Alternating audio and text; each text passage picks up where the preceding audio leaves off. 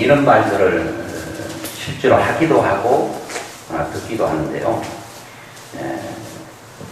살만 난다 이런 말을 하기도 하죠. 또 듣기도 하고 이런 말들은 많이 할수록 좋지 않겠습니까?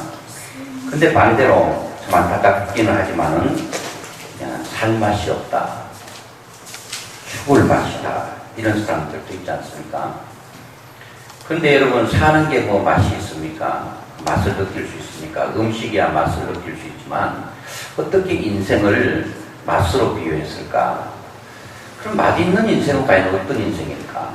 맛있는 인생이라고 하는 것은 아마 자기가 원하는 것들이 술술 잘 풀리고 뭐든지 만사형통할 때 오케이를 외치면서 요즘 같으면 살만 난다 그런 거 아니겠습니까? 그게 개인이든 가정이든 아니면은 교회든 나라든 민족이든 뭔가 일이 잘 될 때 살만 나지 않겠습니까? 오늘 여러분들은 어떻습니까? 살만 나는 인생을 살고 있습니까? 아니면 말도 말아라, 죽을 맛이다, 죽을 맛, 그렇습니까? 하나님께서는 우리의 삶을 죽을 맛이 나도록 만들진 않았습니다. 날마다 휘바람을 불고 그런 인생은 아니다 하더라도 하나님과 함께 가는 인생, 그 인생이야말로 참으로 살만 나는 인생이 아니겠습니까?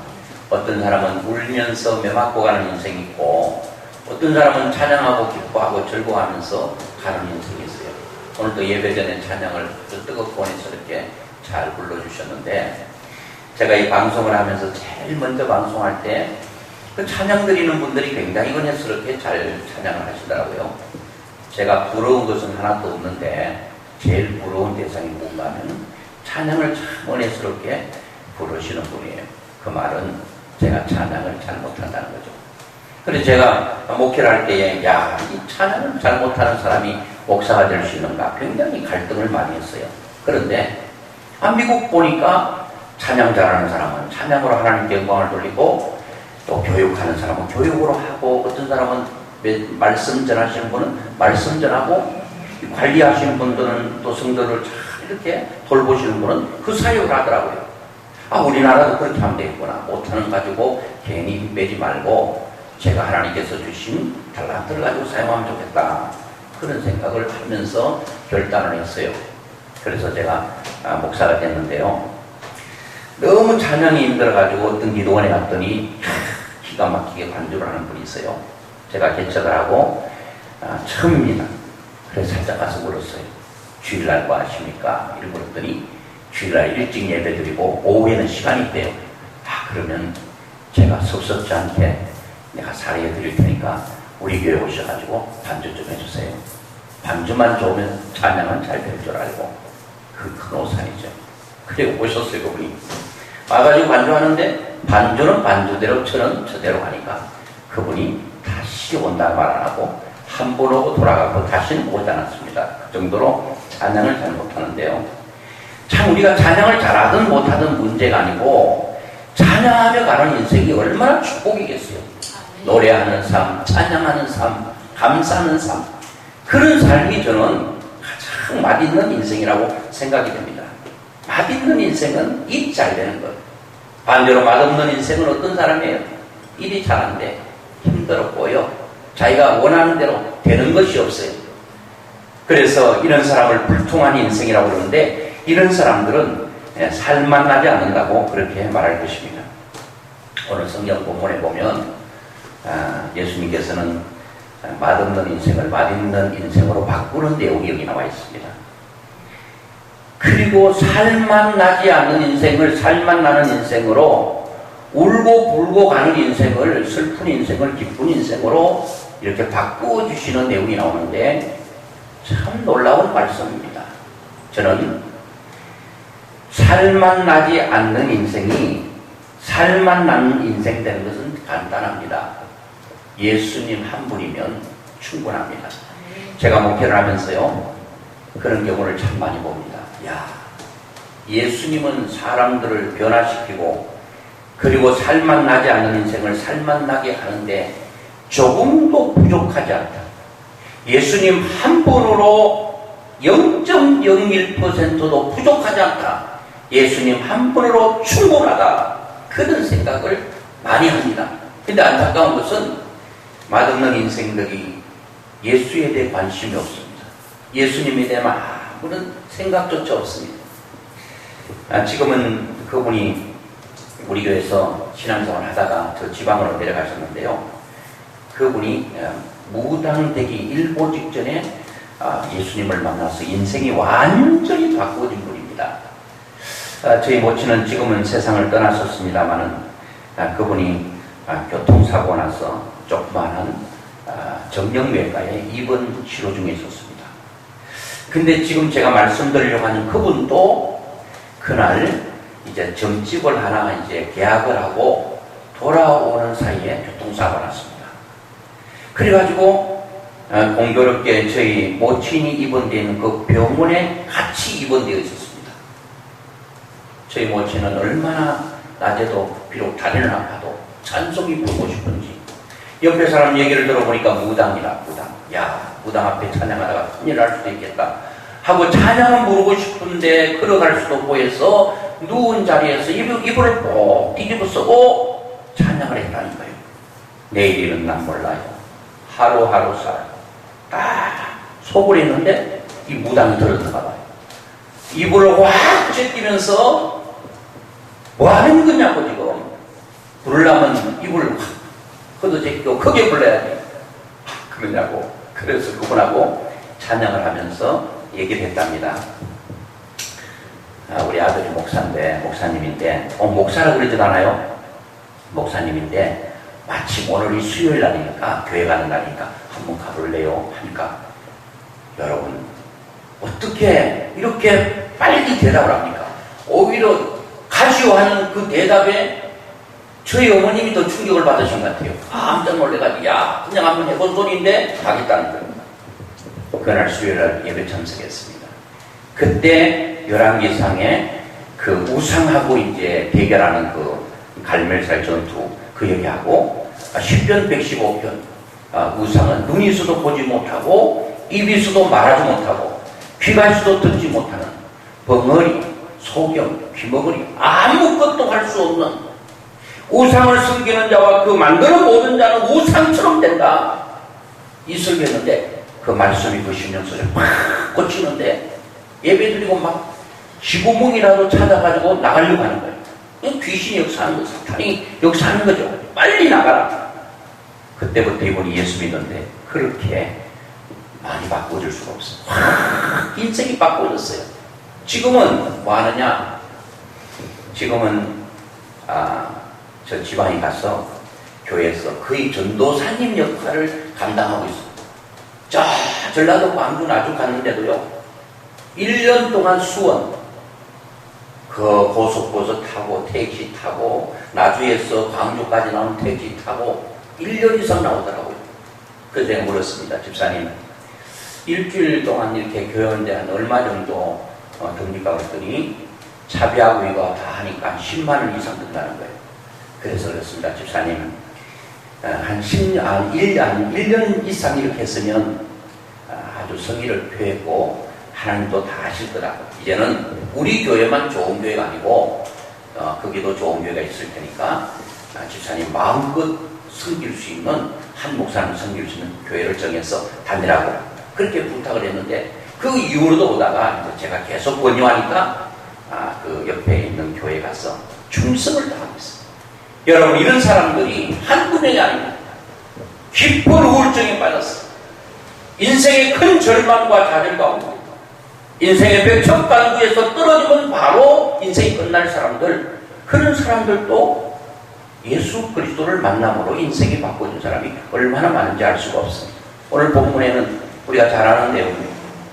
예수님께서 갈릴리 가나라고 하는 동네에 혼인잔치에 청함을 받았습니다. 잔치가 막 뜨거워지고 무르익어 가는데 중간에 포도주가 떨어진 거예요. 잔치집에 포도주가 굉장히 중요하잖아요. 떨어진 큰일 난 거예요.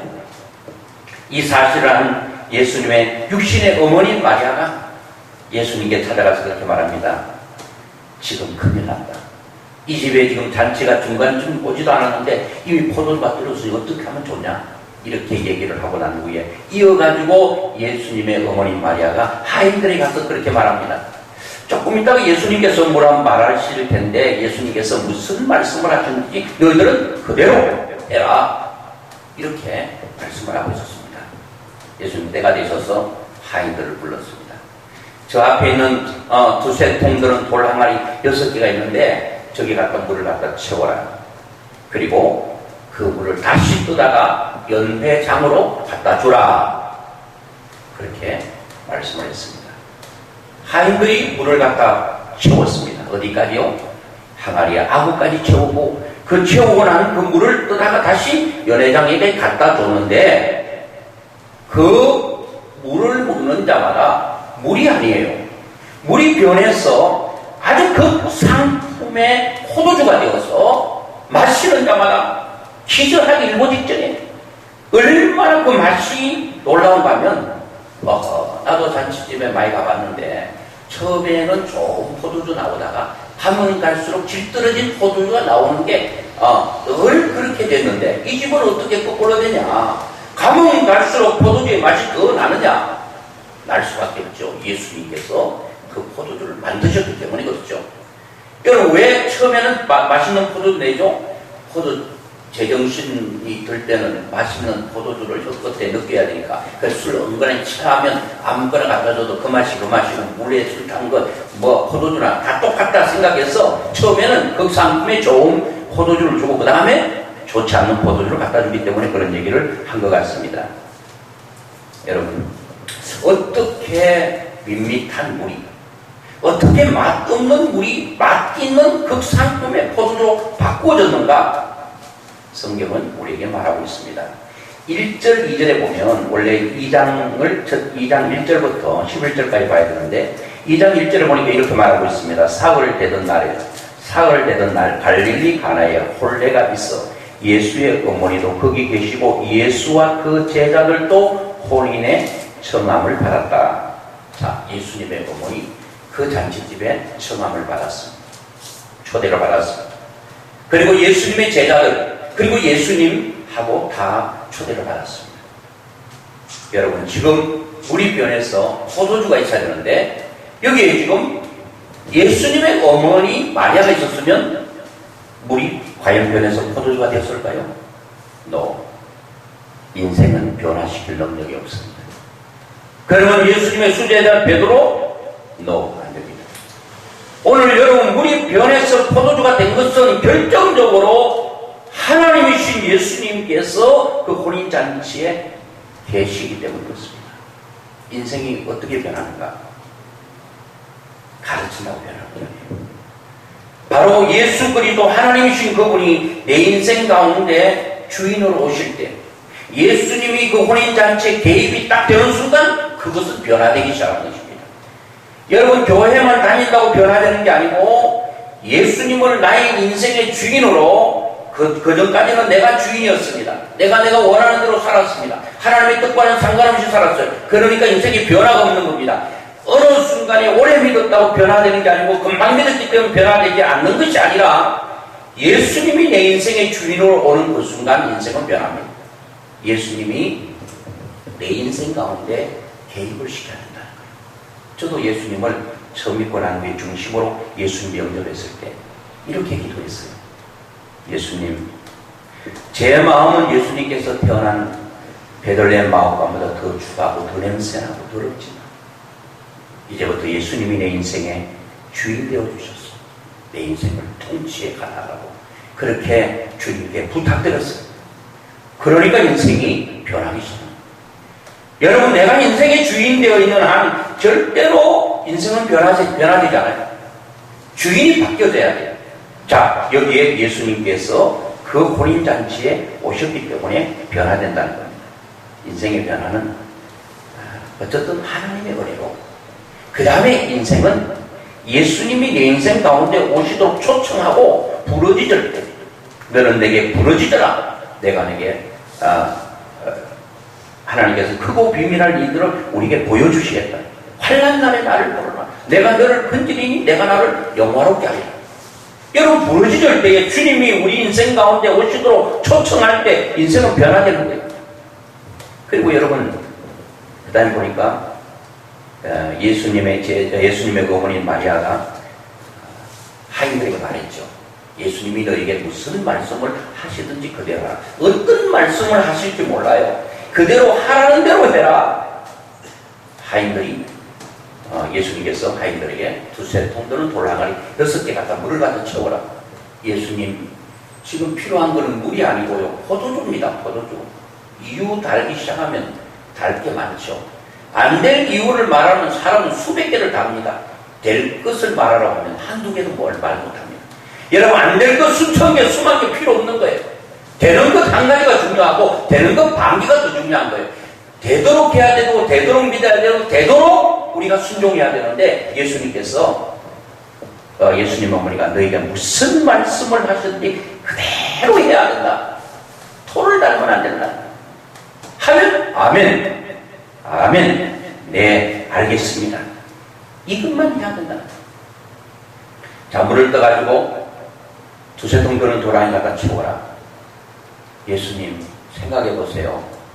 그리고 여러분, 갖다 채울 수 있어요. 채울 수는 뭐 갖다 채웠는데 아구까지 채웠어요. 그리고 그 물 채웠던, 지금 금방 채웠던 그 맹물을 가지고 연회장이 갖다 주라는 거예요. 포도주 한 잔 가져와. 그러면 지금 물을 떠다가지고 포도주라고 갖다 놔야 될 판입니다. 아유, 예수님 큰일 날라고 뺨 맞을 일입니다. 요거도 먹을 일입니다. 왜 그런 쓸데없는 얘기를 하십니까? 아, 저는 못합니다. 이러면 역사가 나타났을까요? No. 우리는 우리에게 주신 이 말씀이 살아계신 하나님의 말씀을 믿고 그것이 그대로 하라면 그대로 할 때의 역사가 나타납니다. 사람은 이렇게 말해요. 아유, 목사님, 아이고, 나 예수 잘 믿고 싶은데요, 막 기적 같은 게 막 내 눈앞에 막 펼쳐지고, 그렇게 되면 내가 예수 믿기가 얼마나 편리하고 얼마나 쉽고 용이하겠습니까? 기적 한번 보여주라고 좀 기도 좀 해주세요. No. 하나님은 기적 후에 순종이 아니고 순종하면 기적을 체험하게 됩니다. 여러분, 이것이 예수님께서 한 번도 베풀지 않았던 기적이에요. 이게 첫 번째 기적이거든요. 그러니까 제자들은 지금 하인들이 순종하기가 너무 힘듭니다. 왜요? 예수님께서 가는 곳마다 기적을 베푸고 이것들을 많이 봤다면 이미 하셨기 때문에 지금도 그 기적을 베풀 수 있다고 믿고 순종하기는 쉬운데, 한 번도 그런 기적을 베푼 적이 없어요. 물이 포도주 된 것 꿈에도 못 꿀 얘기입니다. 그런데 그대로 했습니다. 갖다 줬습니다. 여러분, 갖다 줄 때 저는 언제 변했는지 모르겠어요. 갖다 가는 도중에 변했는지, 뭐 꿈을 넘어갈 때 변했는지, 받아줄 때 변했는지, 변한지 언제 변했는지 모르겠는데 변한 것은 사실이에요. 여러분, 우리가 예수 믿고 어떤 다이나마이트처럼 땅 소리가 나면서 그때 내가 변한 어떤 그 경험을 했다면 내가 언제 변했는지 알겠는데, 이거 뭐 언제 변했는지 모르겠어요. 예수님께서 내 중심에 오는 순간 내가 변했는데 언제 변했는지 모른다는 거예요. 순종. 어디까지 채우라 그랬습니까? 아구까지. 저는 하나님의 말씀을 아구까지 채울 때 역사가 나타난다는 겁니다. 이 말씀으로 우리 심령 속에 채울 때에 우리는 변화된다는 겁니다. 여러분, 최건동 목사님 잘 아시잖아요. 최봉성 목사님, 초기 기독교. 그 최봉성 목사님이 얼마나 권능을 많이 받았으면 막 예수 천당 외치는데 막 예수 믿는 사람 수많이 이렇게 돌아오고 할 때에 일본 순경이죠. 순경이 말을 타고 딱 여유롭게 한가로 가는데 그 앞에 대놓고 예수 천당 무신지올 소리질러 외치니까 말이 깜짝 놀라고 앞발을 히히히 하면서 순사를 떨어뜨렸습니다. 너무 약 올라가지고 이 영감이 왜 이렇게 우리 힘들게 하냐고 잡아가지고 감비 집어넣었습니다. 실컷 들겨 뺐습니다. 맞을 때마다 이 최건동 목사님이 할렐루야 아멘을 외치니까 이 영감은 머리가 돌았나? 왜 두드려 맞으면서 할렐루야 아멘을 외치냐?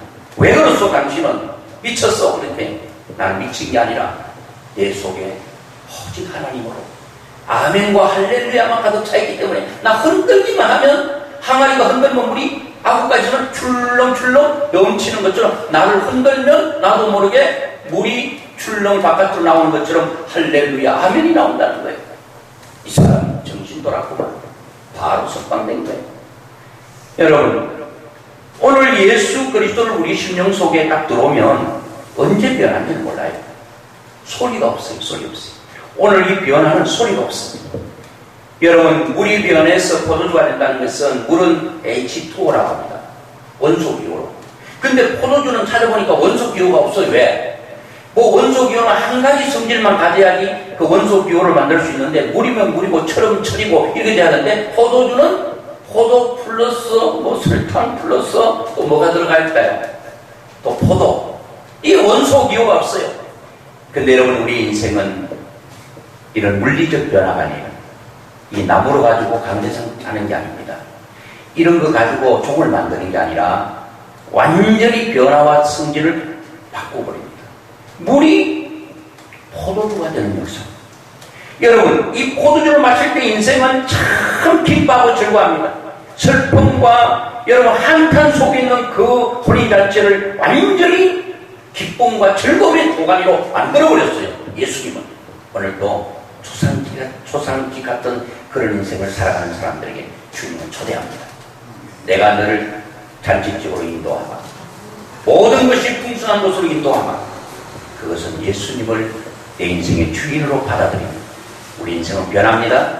변하는데 슬슬 변하는 게 아닙니다. 언제 변하는지 몰라도 완전히 변해지는 이런 놀라운 역사를 경험하게 될 줄로 믿습니다. 기도하겠습니다. 살아계신 하나님 감사합니다.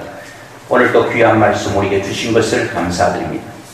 인생은 눈물을 흘리며 괴로워하며 고통하며 살아가는 인생들이 얼마나 많은지 모릅니다. 초상집 같은 분위기에 살아가는 사람 많습니다. 주님은 우리의 삶을 초상집으로 인도하는 것이 아니라 잔치집으로 인도하시는 주님인 줄로 믿습니다. 맛없는 인생 예수 그리스도를 영접하면 나도 모르게 내가 밋밋한 물과 같은 인생이 맛있는 극상품의 포도주로 바꾸어져서 그 포도주를 마실 때마다 인생의 즐거움을 느끼는 것처럼 오늘 모든 사람들 다 예수 믿고 예수 안에서 변화되어서 하나님 인생을 살맛나는 인생을 살아갈 수 있도록 축복하여 주시옵소서. 함께 하신 하나님께 감사하고 예수님의 이름으로 기도드리옵나이다. 아멘.